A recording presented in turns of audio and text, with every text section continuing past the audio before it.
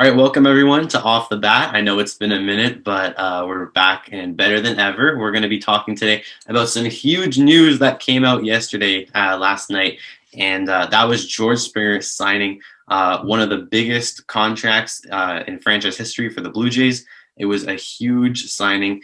George Springer goes to the team on a 6-year, $150 million deal, and in the same 24-hour period, Kirby Yates, a former All-Star coming off of an injury last year, signs a budget deal just under $5 million with the Blue Jays as well. So a huge day for the Blue Jays. What do you think, Jonah? I think it was pretty cool. Something a little unexpected. They've been treading pretty lightly, certainly this far through free agency. And it was something that the fans were kind of looking towards. And I'm just happy to see they finally did something. Yeah, it was an off season where there were a lot of questions thrown up about the Blue Jays possibly missing out on most of their free agents. A lot of people thought that they would get Lindor. They didn't end up getting Lindor, and LeMahieu didn't go to them. So as players were just getting checked off the list of free agents, people were wondering, are they actually going to make a move, or are they going to finish second like they sometimes did in the past few years? But definitely exciting for Blue Jays fans that they did make the splash. They made the deal. You could say that it was a bit of an overpay, but I think it was worth it because there hasn't been a free agent like this in Toronto for quite a while. I know we had Ryu last year, but this is a different level. So first, I just want to ask you, Jonah, are you concerned at all that the George Springer contract ends when he's 37?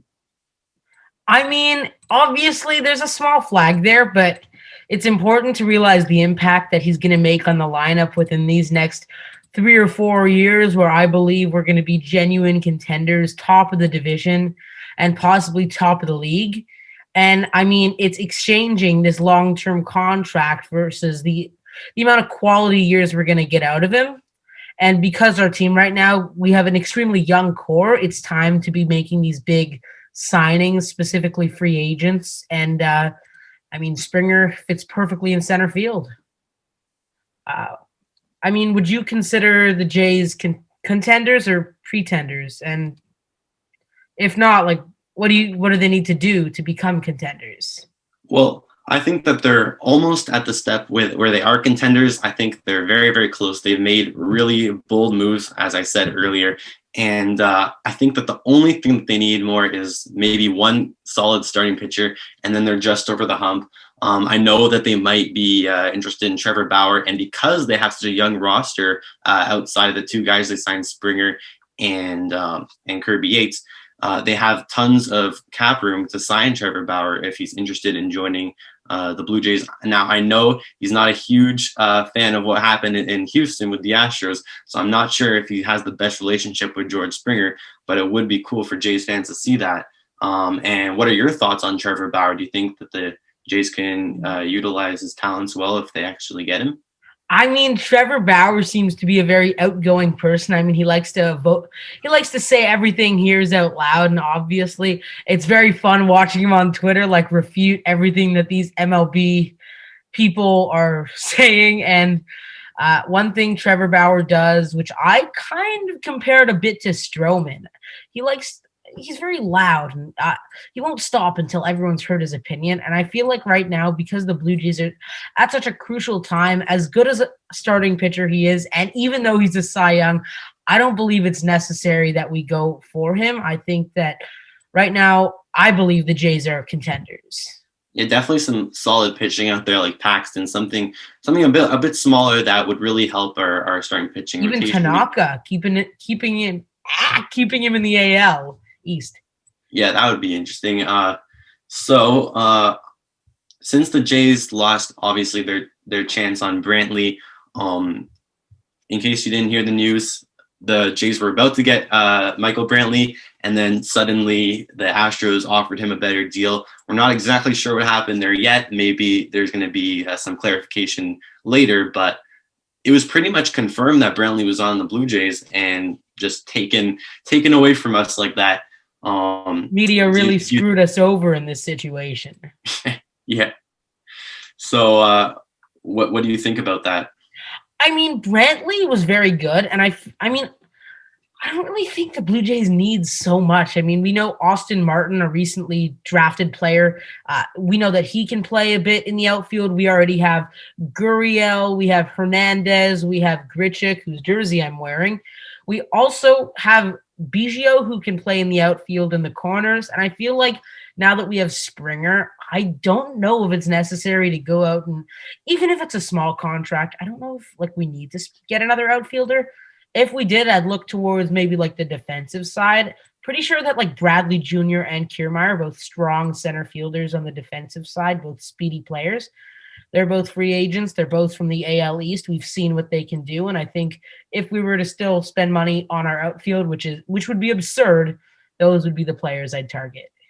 Yeah, definitely after the Michael Brantley news came out and people thought that he was signed with the Blue Jays, the narrative was that our outfield was completely stacked and that there would probably be a trade involving either Grichuk or Gurriel. I know there's been a lot of talk about Gurriel on the trading block. We're not sure if there is going to be a trade, but he definitely has a lot more value than Randall Grichuk. If the trade goes through, they might try to get a starting pitcher. As I mentioned, that's like the one hole that they have in their lineup. A really solid lineup offensively, and a really, really good bullpen. Their bullpen was really underrated last year, and I just think it's just going to keep getting better with Yates. Maybe Giles coming back. We didn't really hear much of word about that, but that would be a really good bullpen if Giles could come back healthy. And yeah, so if they could just trade either probably Grichuk or Gurriel for a starting pitcher, that might complete the team. I mean, Grichuk, he is on like a bit of an expensive deal, but if he can produce at what he did last year, I don't think the Jays are going to want to move him.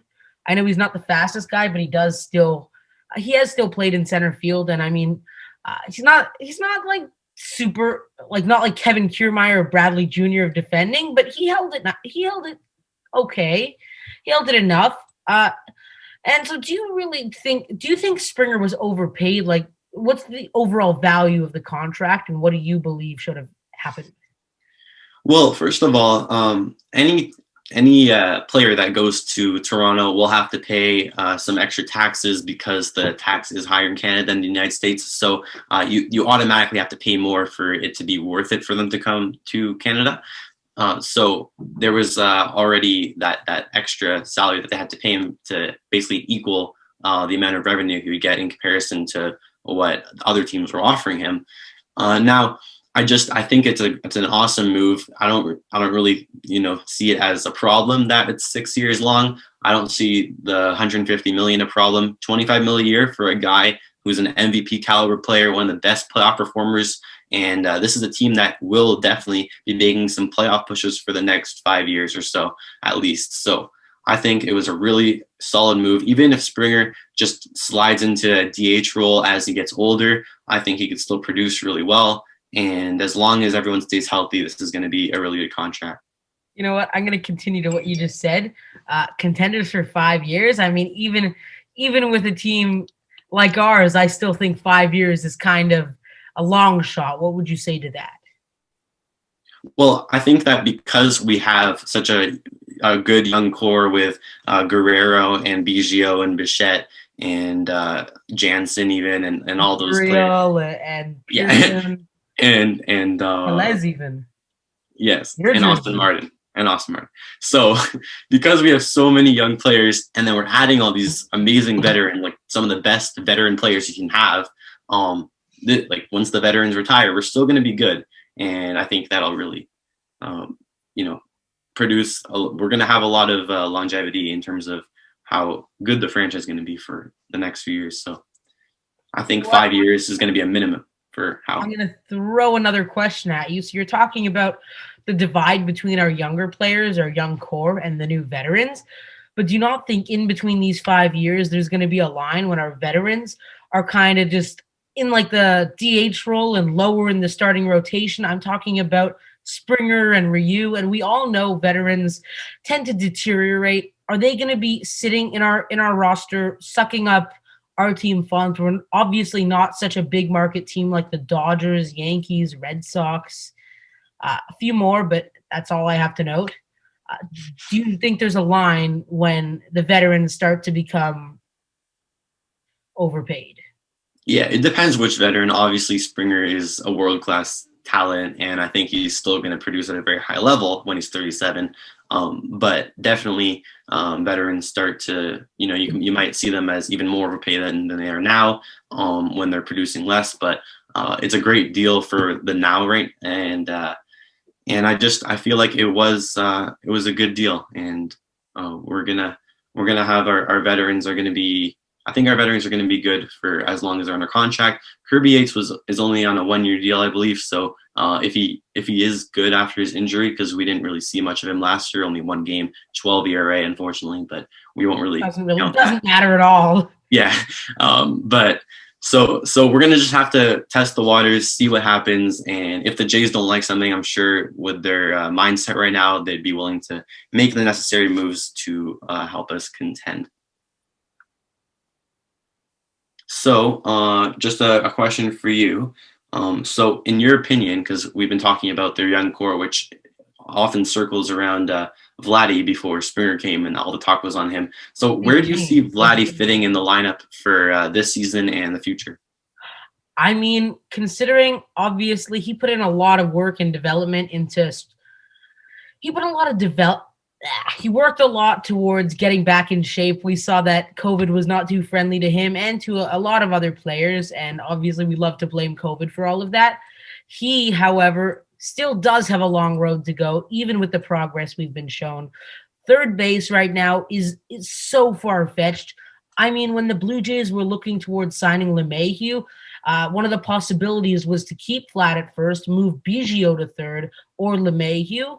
There wasn't an ideal situation where they were going to put Vlad at third, which is why I think they're going to put him at first base / DH, which we've had open. It's probably going to be split between rest days. So DH is going to be split between rest days, Tellez, and Vlad. And I think that the Blue Jays lineup has a lot of versatility to allow that. However, Vlad right now with his hitting, I mean, he's swinging much slower than the pitch comes in. So I believe that he's probably, I don't think he's strong enough right now for like 2, 3, 4. He's definitely not a leadoff guy. So I'd probably. Well, Springer's going to be leadoff. I'm sorry? Springer's going to be leadoff. Yeah, of course. I was just joking around. There's no way people would put Vlad at leadoff. Even if he was in full shape back at third base, he still would never be a leadoff player. I think he'd be hitting 5th or 6th, depending on whether his average goes up. And if he can start swinging for power, they might. And this is so far, this could be even farther than him getting back to third. If he can swing for the wall, he's going to get 4th. And not only am I hoping that, but I believe it.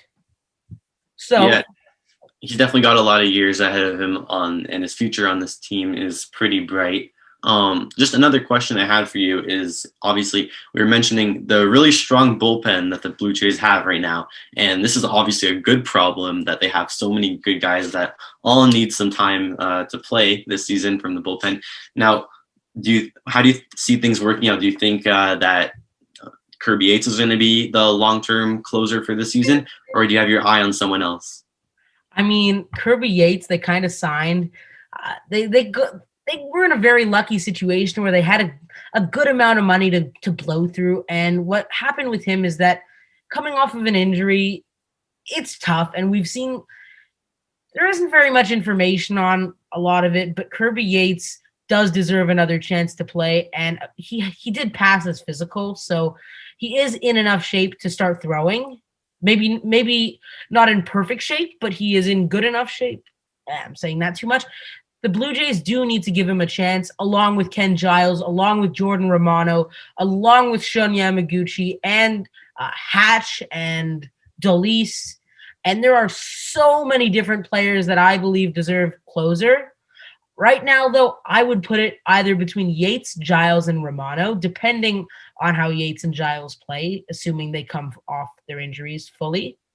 Romano is still very young, and he might just be our setup guy, and that's all I can see. I can't really pick between Giles and Yates. However, they seem to be our front runners. For you, Jonathan, both are uncertain, though. I want to mention that's why I threw Romano into the mix. Yes, he is young, but he still will have a chance based on how he played last year. So, do you think the Blue Jays are the best team in the AL East? And this is a good question. So basically, yeah, it is a good question, Jonah. So I think that either the Yankees or the Blue Jays obviously are going to be the number one team in the AL East. I think that the Yankees obviously they didn't get better, that's for sure. I think that they might have just stayed the same based on this offseason. So it's really if the Blue Jays took that step. And to be honest, I think that they did. I think that this offseason they might not even be finished, but if they are finished with what happened, I think they have a solid chance of being the number one team in the AL East if there are no injuries, if everyone stays healthy. We hope that that would happen. And yeah, so I'm just really excited for Blue Jays baseball. I think that they have a really solid chance this year of being not only one of the top teams in the division or the top team in the division, but one of the top teams in the entire league. What a fun conversation and a great answer to that question. I'm going to keep on talking about this.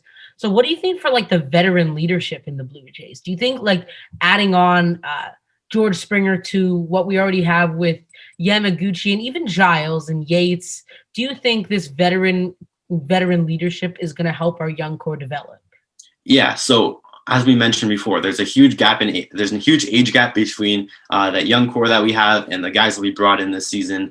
We had a couple guys last year like Ryu, as you mentioned, and basically, I think it's really good for the younger players because just having those guys that have a lot of experience, just teaching the young guys. I think it's really cool that Dante Bichette is a coach on the team because obviously his son is on the team. That was like a temporary 2020 thing. I don't think it was permanent. Oh, okay. Because I thought it was. That was just a 2020 thing. Oh, okay. Well, even so, Yeah, I think fun to see. Fun to see. Yeah. So I think that the veteran leadership is really good for this team. I think it's one of the best in the league. I think that all these guys, like especially Springer, are going to really make the young guys blossom into stars. Okay, I guess I'm going again. Who are the Blue Jays that you would predict like improvement with? Who would improve the most on the Blue Jays roster this season? Okay, so I'm eyeing two guys in specific. I'm going to say Kevin Biggio and Bobachet. Those are the two players last season that I saw a lot of like bursts from. I know it was a very short season, but it looked very promising from those two. I know Vladdy had a down year, so you can say that like pretty much anything like what we would expect is an improvement from last year. So probably those three guys are my top three for improving a lot this year. Now, next question for you. Are you happy with the Blue Jays signing the GM Ross Atkins to a long-term deal?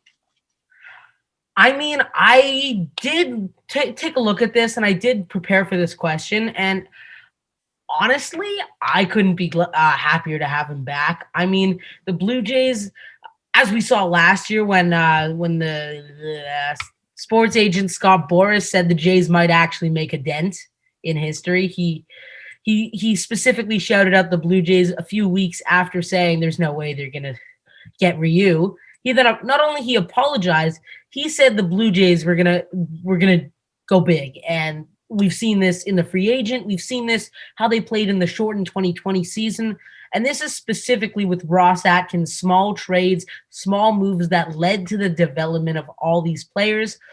Obviously, there's a divide of the players that we still had when we had GM Ross Atkins, but the majority, not Ross Atkins, no, Alex Anthopoulos, I'm thinking of. So there is a line between these two GMs. However, I think Ross Atkins is a very, very smart person, and I think it was smart to lock him up to it. Yeah, this team is really well constructed, and I agree with you. He built it really well, and we're going to be good for years to come. Okay, and do you think that the Baltimore Orioles, can contend? If not this year, when? The Orioles, interesting question. Completely something that we weren't, that I wasn't expecting to talk about, but not expected. So the Orioles, I think that they really surprised a lot of people last year. I definitely had them winning 10 games, I think, last year.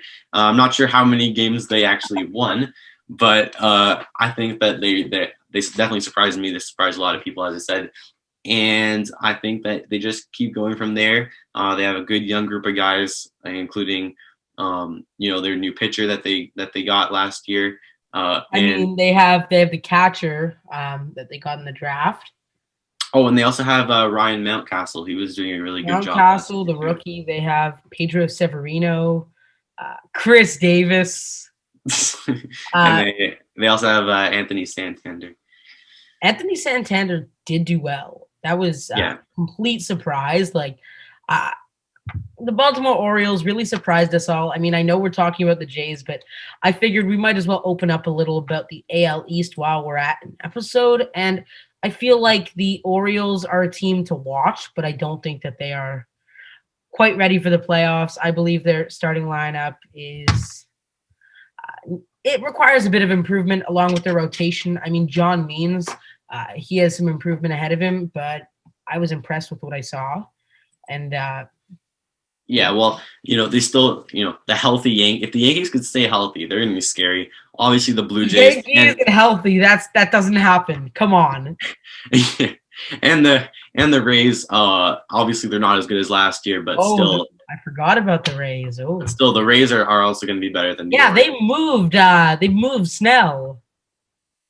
So that was a move that was completely unexpected. However, they did get a good return. Like, next year, the Rays are going to be scary. That return from that trade, they got some nice prospects out of that trade.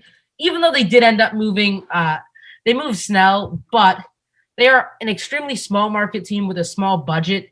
And knowing that Snell won an MVP during his controllable years, that means that buying out his arbitration years will be extremely expensive, which is something Baltimore just doesn't have not Tampa. Oh my God, I always confuse small fan bases. No, Tampa, I don't believe had the money to re-sign him. So instead they got more young talent and ended up working in their favor. Jonathan, any remarks? I agree with you. So I think we're going to end it here. So thank you to everyone that listened to this podcast or on YouTube. If you're watching on YouTube, we really appreciate the viewership and prepare to see a lot more content this season or during the off season if more things happen. So stay tuned and thank you for watching. And check out our website, offthebat.ca, because this episode will also be there. And have a great day.